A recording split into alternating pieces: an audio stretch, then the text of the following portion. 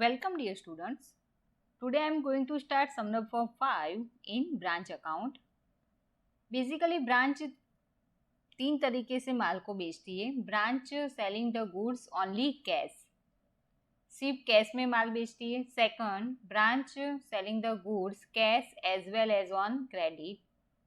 And third, branch selling the goods at invoice price, यानी उसे head office से invoice price पे माल मिलता है तो वो उस टाइप से माल बेचती है. तो यहाँ पे हम जो सेकंड मेथड से ब्रांच माल बेचती है उस मेथड के हम सम स्टार्ट करेंगे. Dependent branch selling goods both for cash as well as on credit. Sum number 5. पहले हम पूरी रकम देखेंगे, उसके साथ साथ कौन से अकाउंट्स बनाने हैं वो देखेंगे.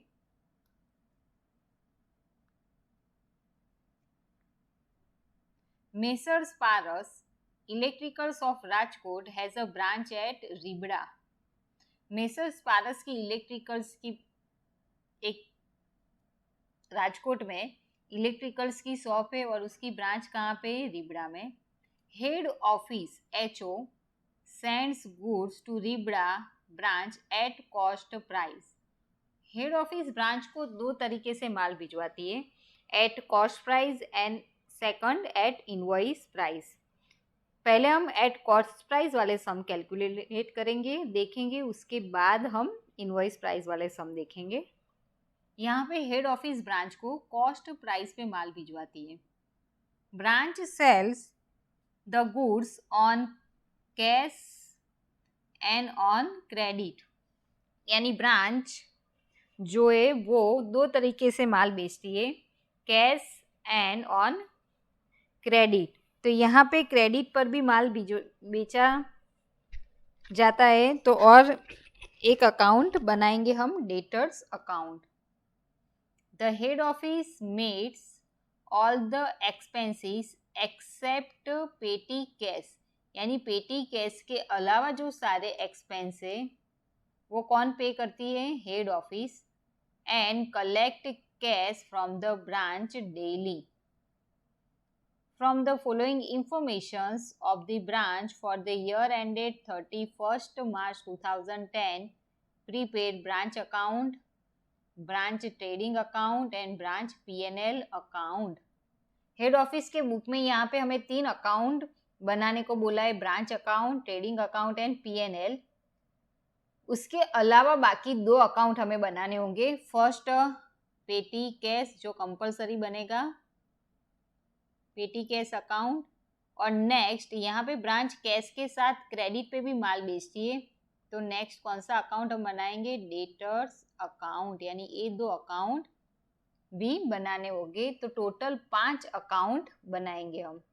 तो पूरे एक पेज का ब्रांच अकाउंट, यहाँ पे पूरे एक पेज का ब्रांच अकाउंट हम बना देंगे. Branch account for the year ended 31st March 2010, particulars amount, debit and credit. उसके बाद trading account for the year ended 31st March 2010, same particular and amount, debit and credit. Next P&L account, maximum 10 line का. उसके बाद पेटी cash account 4 to 5 line and debtors account. 5 account हम बना देंगे.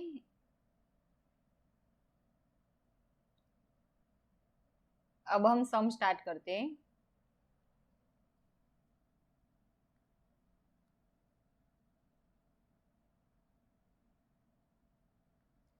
Okay, सबसे पहले हमें दिया हुआ है स्टॉक. कौन सा? 1 अप्रैल 2009 15,000.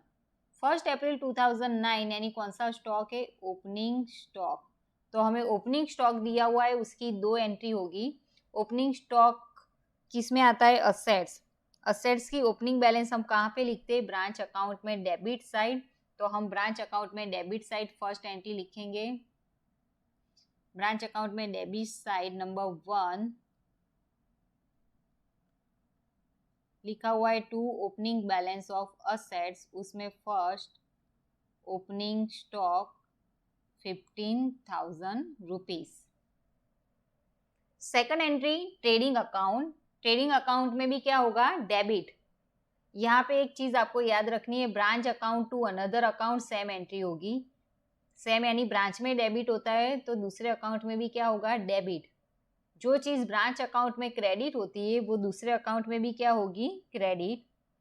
अब ओपनिंग स्टॉक की सेकंड एंट्री ट्रेडिंग अकाउंट में, तो अब हम ट्रेडिंग अकाउंट में जाके उसकी एंट्री देखते हैं। ट्रेडिंग अकाउंट में debit side to opening stock 15,000। Clear. Opening stock की दो एंट्री, ट्रेडिंग अकाउंट में डेबिट साइड और ब्रांच अकाउंट में डेबिट साइड। चलो उसके बाद नेक्स्ट स्टॉक दिया हुआ है 31 मार्च 2010, यानी वो कौन सा स्टॉक दिया हुआ है, क्लोजिंग स्टॉक 20,000। दो जगह पे एंट्री होगी। फर्स्ट एंट्री ब्रांच अकाउंट में क्रेडिट साइड, स्टॉक असेट्स में आता है और असेट्स की क्लोजिंग बैलेंस हम कहाँ पे लिखते हैं, ब्रांच में, क्रेडिट साइड। तो यहाँ पे हम देखेंगे ब्रांच अकाउंट में क्रेडिट साइड 5 नंबर पे क्लोजिंग बैलेंस ऑफ असेट्स लिखा है, वहां पे closing stock 20,000। Second entry trading account, तो अब हम जाते हैं ट्रेडिंग अकाउंट में। ट्रेडिंग अकाउंट में भी क्या होगा, क्रेडिट। ट्रेडिंग अकाउंट में क्रेडिट साइड लास्ट में लिखा है by closing stock 20,000। Clear.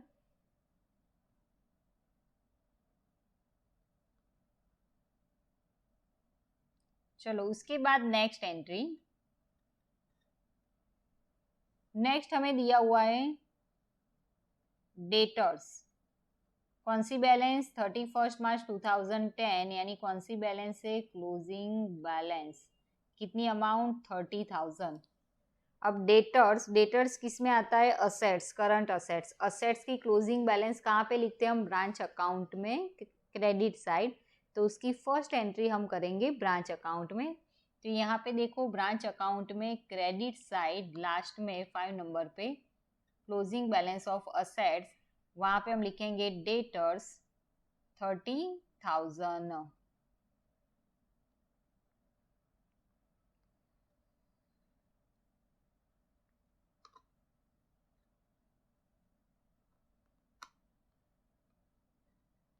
Second entry debtors account में, तो हम डेटर्स अकाउंट में जाएंगे हम।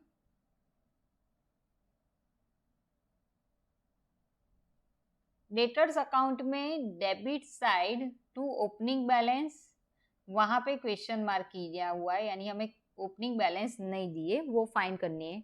और क्रेडिट साइड हम लास्ट में लिखेंगे बाय क्लोजिंग बैलेंस 30,000, वो हमें बैलेंस दी हुई है, वो हम लिखेंगे यहाँ पे क्लोजिंग बैलेंस 30,000। क्लियर। वैसे ही सेम डेटर्स की ओपनिंग बैलेंस क्वेश्चन मार्क करके कहाँ पे लिखेंगे हम, ब्रांच में।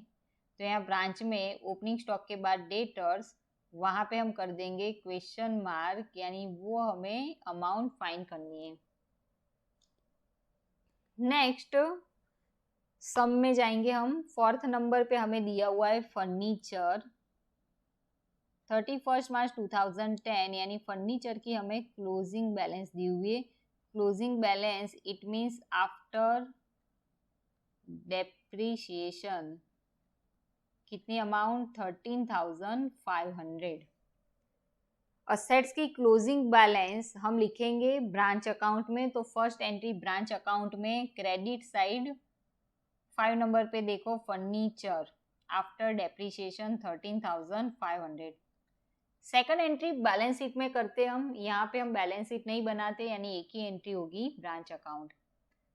अब फर्नीचर की ओपनिंग बैलेंस हमें फाइंड करनी है, तो यहाँ ब्रांच अकाउंट में debit side opening balance of assets में हम लिखेंगे फर्नीचर और वहां पे कर देंगे हम क्वेश्चन मार्क, यानी वो चीज हमें फाइंड करनी है।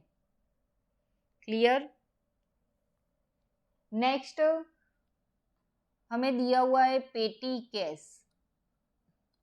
कौन सी बैलेंस? 31 मार्च 2010 यानी क्लोजिंग बैलेंस। कितनी अमाउंट? 500। पेटी कैश यानी असेट्स, असेट्स की क्लोजिंग बैलेंस हम लिखेंगे ब्रांच अकाउंट में, क्रेडिट साइड। ब्रांच अकाउंट में क्रेडिट साइड लास्ट में पॉइंट नंबर 5 में फर्नीचर के बाद पेटी कैश 500। सेकंड एंट्री कहाँ पे? पेटी कैश अकाउंट में। तो अब हम जाएंगे पेटी कैश अकाउंट में।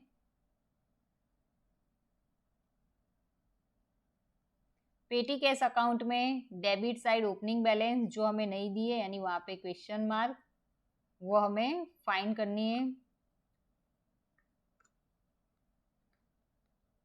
क्रेडिट साइड क्लोजिंग बैलेंस हमें दी हुई है 500, वो हम लिख देंगे।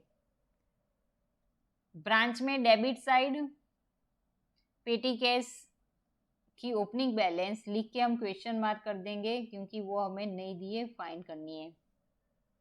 क्लियर। तो यहाँ हमने ओपनिंग और क्लोजिंग बैलेंस की एंट्री कर दी।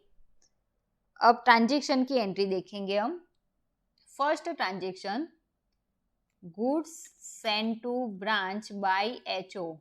हेड ऑफिस ने ब्रांच को कितना माल भिजवाया है? 1,20,000।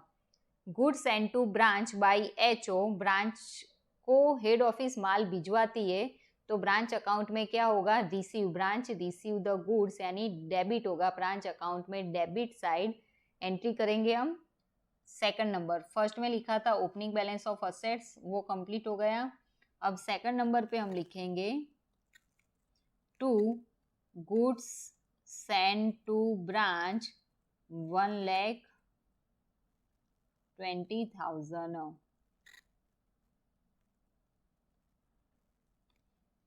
सेकंड एंट्री कहाँ पे होगी? हेड ऑफिस ने ब्रांच को माल भिजवाया है और ब्रांच टोटली किस पे डिपेंडेड है? हेड ऑफिस पे, यानी ब्रांच के लिए वो क्या है? परचेज। परचेज हम कहाँ पे लिखते हैं? ट्रेडिंग अकाउंट में। तो अब हम जाएंगे ट्रेडिंग अकाउंट में।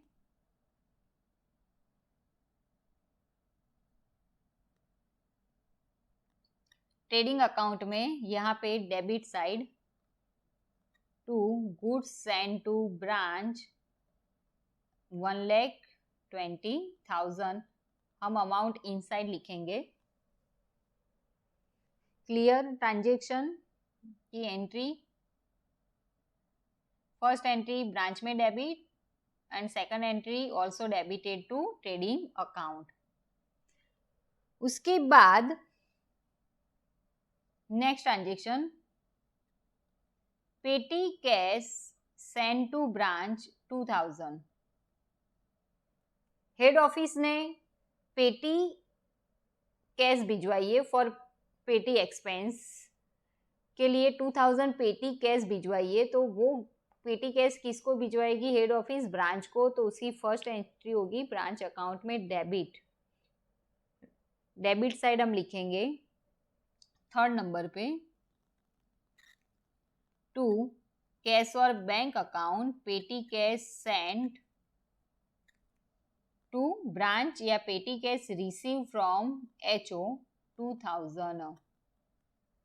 उसकी second entry petty cash account में होगी। यहाँ पे डेबिट हुआ है तो पेटी कैश अकाउंट में भी क्या होगा? डेबिट होगा। Branch account to another account same entry. तो अब हम पेटी कैश अकाउंट में जाएंगे। पेटी कैश अकाउंट में डेबिट साइड ओपनिंग बैलेंस के बाद हम लिखते हैं petty cash send to branch by HO 2,000। Clear. Next entry, next हमें दिया हुआ है कैश सेल्स 81,600। वहां पे हमें ब्रैकेट में बोला है 40% of total sales. Cash sales कितना है? टोटल सेल्स जो है उसका 40%, और अमाउंट हमें दी हुई है 81,600।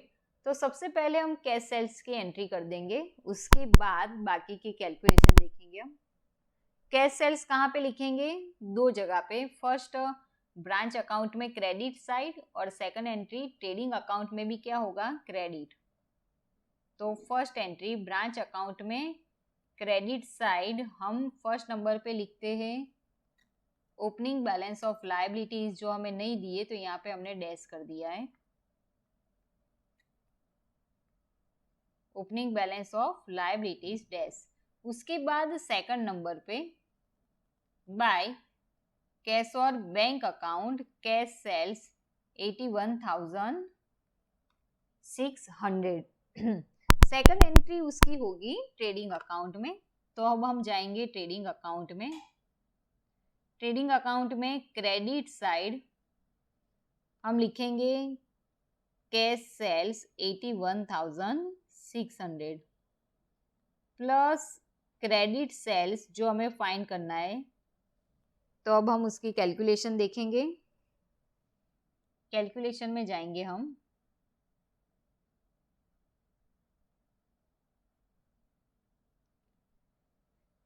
Calculation number 1, credit sales. तो यहाँ पे हमें बोला है सम में कि कैश सेल्स कितना है? 40% ऑफ टोटल सेल्स। तो अब टोटल सेल्स हमें पता नहीं है, तो हम एज्यूम करेंगे suppose total sales is equal to 100 rupees.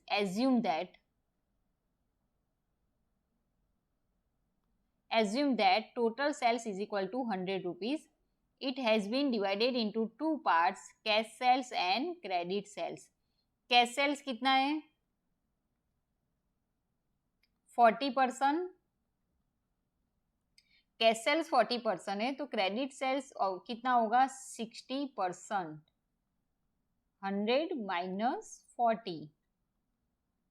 40 cash sale है तो क्रेडिट कितना होगा? 60। अब जो 100 है उसके 40% हम निकालेंगे तो हमें मिलेगा 40 रुपीज। और यहाँ पे जो टोटल सेल 100 है उसके 60% हम निकालेंगे तो हमें मिलेगा 60 रुपीज। अब हम यहाँ पे कैलकुलेशन करेंगे। जो हमें फाइंड करना है वो कंपलसरी इस साइड लिखेंगे। हमें फाइंड क्या करना है? Credit sale. तो हम यहाँ पे लिखेंगे क्रेडिट सेल्स।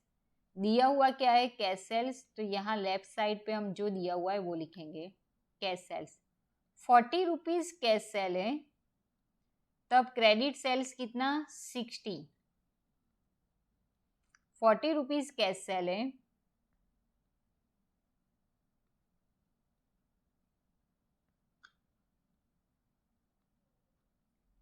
तब क्रेडिट सेल्स कितना होगा? 60 रुपीज। सो 81,600 पे कितना? फाइंड करेंगे हम। 81,600 इंटू 60 डिवाइडेड बाय 40। कैलकुलेटर में फाइंड करो तो हमें मिलेगा 1,22,400 rupees. It's a credit sales. Clear? Again cash sales कितना है? 40% ऑफ द टोटल सेल्स। तो यहाँ 40%, 100 के 40% यानी 40 रुपीज। कैश सेल 40 है तो क्रेडिट सेल्स कितना होगा? 60। 100 के 60% यानी 60 रुपीज। 40 रुपीज कैश सेल है तब क्रेडिट सेल्स कितना होगा? 60। 40 पे 60, सो 81,600 पे कितना? तो हमें यहाँ पे क्रेडिट सेल्स मिल जाएगा। अब आप टोटल सेल्स भी फाइंड कर सकते हो क्रेडिट सेल्स की जगह। यहाँ पे टोटल सेल्स लिखोगे क्रेडिट की जगह। जैसे कि यहाँ पे हम लिखते हैं कैश सेल्स और सामने हम लिखते हैं टोटल सेल्स। तो यहाँ पे हम लिखेंगे 40 पे 100, 40 रुपीज़ कैश सेल है, तब टोटल सेल्स कितना होगा? 100। सो 81,600 पे कितना? तो हमें यहाँ क्रेडिट सेल्स की जगह टोटल सेल्स मिल जाएगा। तो आप दोनों तरीके से कैलकुलेशन करो, आंसर अल्टीमेटली क्या आएगा? सेम ही आएगा। यहाँ पे हम करेंगे 81,600 इंटू 100 डिवाइडेड बाई 40, तो हमें टोटल सेल्स मिलेगा 2 लाख फॉर थाउजेंड। अब आप 2,04,000 जो है टोटल सेल्स, उसमें से लेस कर दो 81,600 कैश सेल, तो आपको मिलेगा 1,22,400 credit sales.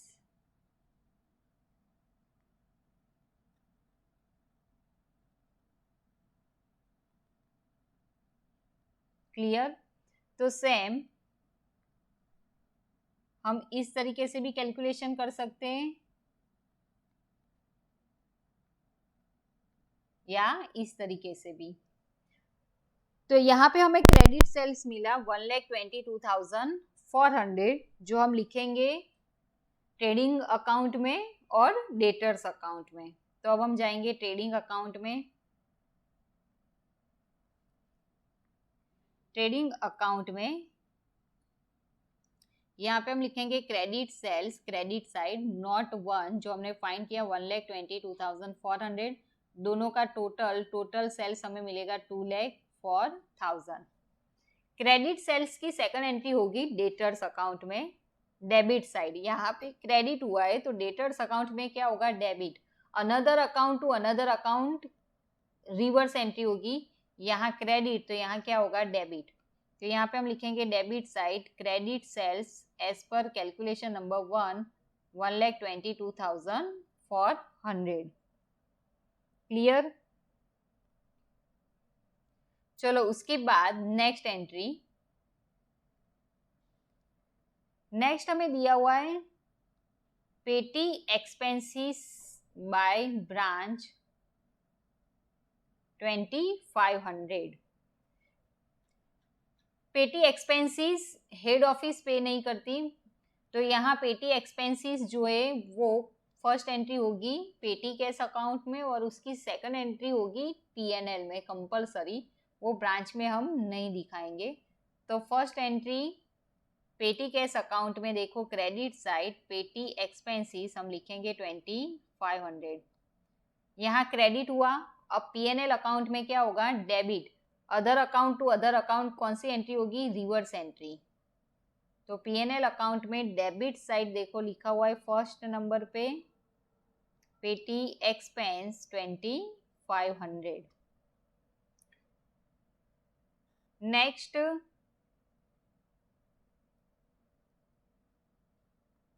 Cash received from debtors 1,12,400।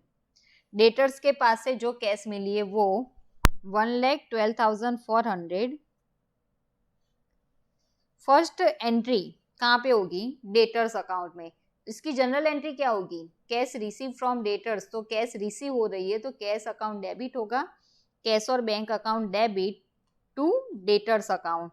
तो फर्स्ट एंट्री डेटर्स अकाउंट में क्रेडिट, और उसकी सेकंड एंट्री कहाँ पे होगी, ब्रांच अकाउंट में। ब्रांच में क्या होगा, डेबिट या क्रेडिट, क्रेडिट होगा। Another account to branch account या branch account to other account same entry करते हैं हम। तो डेटर्स अकाउंट में क्रेडिट हुआ है तो ब्रांच अकाउंट में भी क्या होगा, क्रेडिट।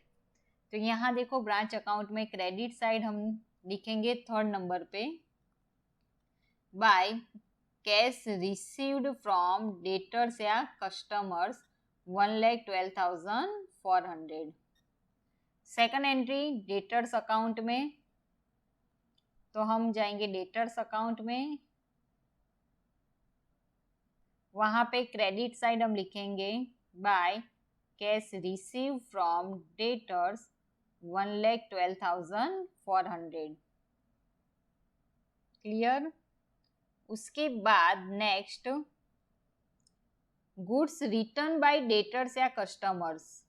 तो कस्टमर और डेटर्स जो माल रिटर्न करते हैं उसे क्या कहा जाता है, सेल्स रिटर्न। तो उसकी फर्स्ट एंट्री होगी कस्टमर्स या डेटर्स अकाउंट में और सेकंड एंट्री होगी ट्रेडिंग अकाउंट में। तो ट्रेडिंग अकाउंट में टोटल सेल्स में से लेस कर देंगे हम फर्स्ट एंट्री। यहाँ पे टोटल सेल्स 2,04,000, उसमें से हम लेस कर देंगे गुड्स रिटर्न बाय डेटर्स -4,000, यानी नेट 2 लाख अमाउंट हम बाहर लिखेंगे outside. Second entry debtors account में, डेटर्स अकाउंट में क्या होगा, क्रेडिट, क्रेडिट साइड लिखेंगे हम goods return bye debtors 4000, clear. Next हमें दिया हुआ है गुड्स रिटर्न बाय ब्रांच, तो वो क्या है, परचेज रिटर्न,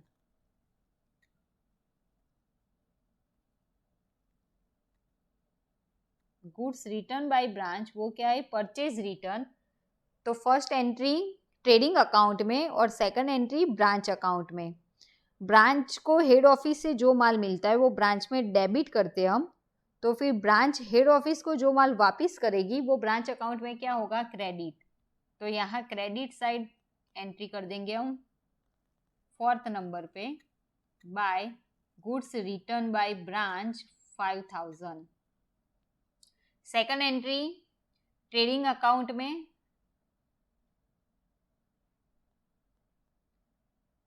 ट्रेडिंग अकाउंट में debit side goods and to branch, head office ने 1,20,000 का माल भिजवाया था, उसमें से ब्रांच ने 5,000 का माल रिटर्न किया, तो यहाँ पे हम कर देंगे less goods return by branch minus 5,000, यानी नेट 1,15,000 हम बाहर लिखेंगे, क्लियर। चलो उसके बाद हमें दिया हुआ है discount allow and bad debts, दोनों चीज पीएनएल में डेबिट होगी और डेटर्स अकाउंट में क्रेडिट। तो पहले पीएनएल में हम देखेंगे debit side discount allowed 2000 and bad debts 4000, दोनों एक्सपेंस, डिस्काउंट किसे दिया है, कस्टमर को, और बैड डेब्ट्स भी कहाँ पे आएगी, माल क्रेडिट पे बेचा है तब, तो दोनों एंट्री कहाँ पे होगी, डेटर्स अकाउंट में क्रेडिट साइड। तो यहाँ डेटर्स अकाउंट में credit side discount allow 2000 and bad debts 4000 लिख देंगे हम, क्लियर। चलो उसके बाद expenses paid by HO on behalf of branch, branch के बिहाफ में हेड ऑफिस ने जो एक्सपेंस पे किए उसकी फर्स्ट एंट्री कंपलसरी कहाँ पे होगी, ब्रांच अकाउंट में डेबिट साइड। तो यहाँ तीनों expense salary and wages 15,000, rent and rates 10,000 and other expense 5,000, तीनों एक्सपेंस ब्रांच अकाउंट में क्या होगी, डेबिट। तो ब्रांच अकाउंट में डेबिट साइड देखो यहाँ फोर्थ नंबर पे, टू कैश और bank account expenses paid by HO, salary and wages 15,000, salary and wages दिया है 15,000, rent and rates 10,000 and other expense 5,000। अब इन तीनों की सेकंड एंट्री कहाँ पे होगी, ट्रेडिंग या पीएनएल। ट्रेडिंग या पीएनएल इसलिए कि यहाँ हमें सैलरी एंड वेजिस दिया है, उसकी जगह पहले वेजिस लिखा होता, वेजिस एंड सैलरी, तो हम कहाँ पे लिखते, ट्रेडिंग अकाउंट में। यहाँ पे हमें दिया है सैलरी एंड वेजिस, तो कहाँ पे लिखेंगे हम, पीएनएल में। पीएनएल में डेबिट साइड लिखेंगे, यहाँ देखो पीएनएल में debit side salary and wages 15,000। उसके बाद हमें दिया हुआ है रेंट एंड रेट्स, तो वो भी कहाँ पे जाएगा, पीएनएल। देन अदर एक्सपेंस 5,000, तो वो भी कहाँ पे जाएगा, पीएनएल। तो पीएनएल में लिखेंगे हम rent and rates 10,000 and other expense 5,000। तो क्लियर, सारे ट्रांजेक्शन की एंट्री हो गई। अब लास्ट में हमें बोला है furniture to be depreciated by 10%, furniture पे 10% डेप्रिसिएशन चार्ज करना है। कौन सी बैलेंस पे डेप्रिसिएशन चार्ज होगा, असेट्स की ओपनिंग बैलेंस पे, और वो हमें नहीं दिए। तो अब हम कैलकुलेशन करेंगे, कैलकुलेशन में जाएंगे हम, calculation number 2 depreciation on furniture. Furniture पे 10% डेप्रिसिएशन चार्ज करना है ओपनिंग बैलेंस पे, और हमें ओपनिंग बैलेंस नहीं दिए, तो हम क्या करेंगे, एज्यूम कर लेंगे कि suppose opening balance of furniture is equal to 100 rupees. Furniture की ओपनिंग बैलेंस कितनी है, 100। उस पर कितना डेप्रीशिएशन चार्ज करना है 10%, तो हम लेस कर देंगे, लेस फर्नीचर पे 10% डेप्रीशिएशन, यानी 100 जो है 100 रुपीज़, उसके 10% हम निकालेंगे, यानी 10 रुपीज़ मिलेगा, वो हम लेस कर देंगे, यानी हमें मिलेगा 90 रुपीज़ आफ्टर डेप्रीशिएशन, यानी closing balance, right, after depreciation यानी क्लोजिंग बैलेंस। अब हमें क्लोजिंग बैलेंस दी हुई है, ओपनिंग बैलेंस हमें फाइंड करनी है, तो यहाँ पे हम लिखेंगे क्लोजिंग बैलेंस और सामने हम लिखेंगे opening balance. Closing balance 90 rupees है, तब ओपनिंग बैलेंस कितनी 100, क्लोजिंग बैलेंस 90 रुपीज़ है, तब ओपनिंग बैलेंस 100। सो हमें फर्नीचर की क्लोजिंग बैलेंस दी हुई है, सब में देखो,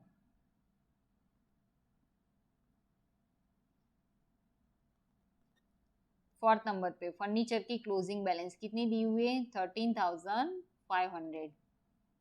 ओके, तो यहाँ पे हम बोलेंगे 13,500। सो 90 रुपीज पे 100, सो 13,500 पे कितना, तो कैलकुलेट करेंगे हम 13,500 into 100 divided by 90 is equal to 15,000। हमें मिल गई opening balance of furniture, furniture की हमें ओपनिंग बैलेंस मिल गई। अब उस पर 10% डेप्रीशिएशन चार्ज करना है, तो हमें डेप्रीशिएशन मिलेगा 1500, या फिर दोनों का डिफरेंट 15,000 और 13,500, यानी दोनों का डिफरेंट हमें मिलेगा 1500। वो क्या होगा डेप्रीशिएशन ऑन फर्नीचर, जो कहाँ पे लिखेंगे डेबिटेड टू P&L अकाउंट। 1500 जो अमाउंट है उसकी एंट्री होगी P&L में डेबिट, 13,500 की तो ऑलरेडी एंट्री हो चुकी है, और ये जो ओपनिंग बैलेंस हमें मिली 15,000 वो कहाँ पे लिखेंगे हम ब्रांच अकाउंट में।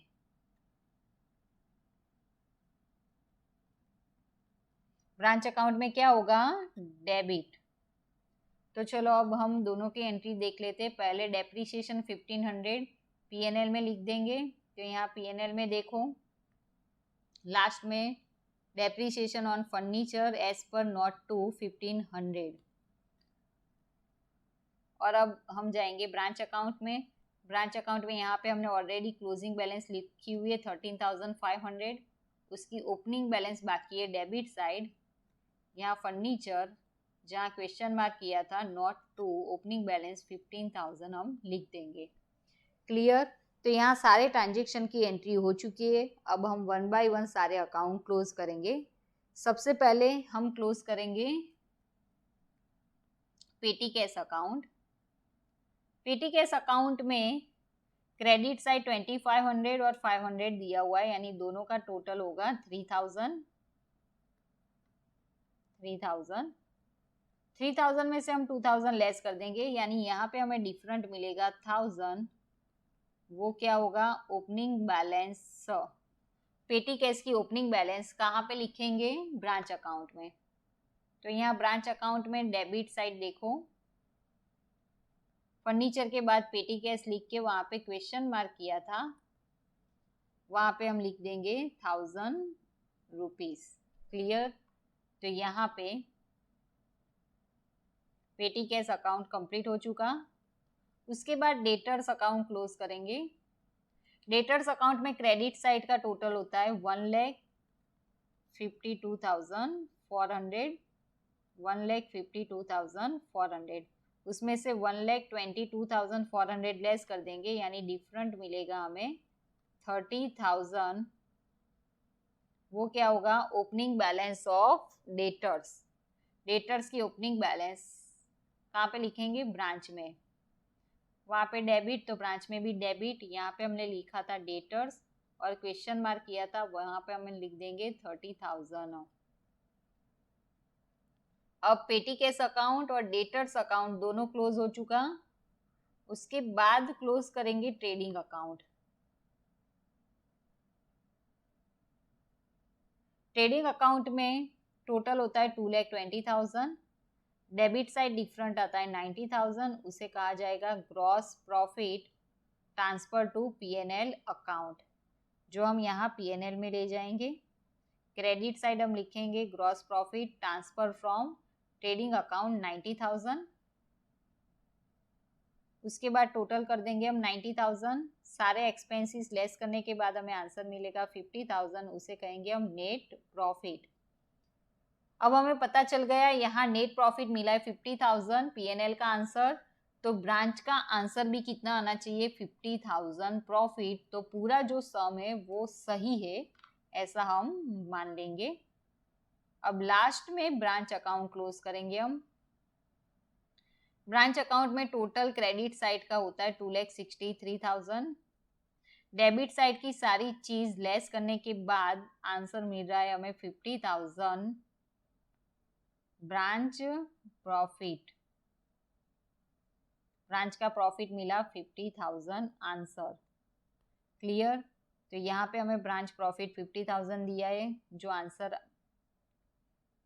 टैली हो चुका। तो यहाँ पे पूरा सम कंप्लीट होता है। दूसरे सम हम नेक्स्ट लेक्चर में देखेंगे। Thank you so much.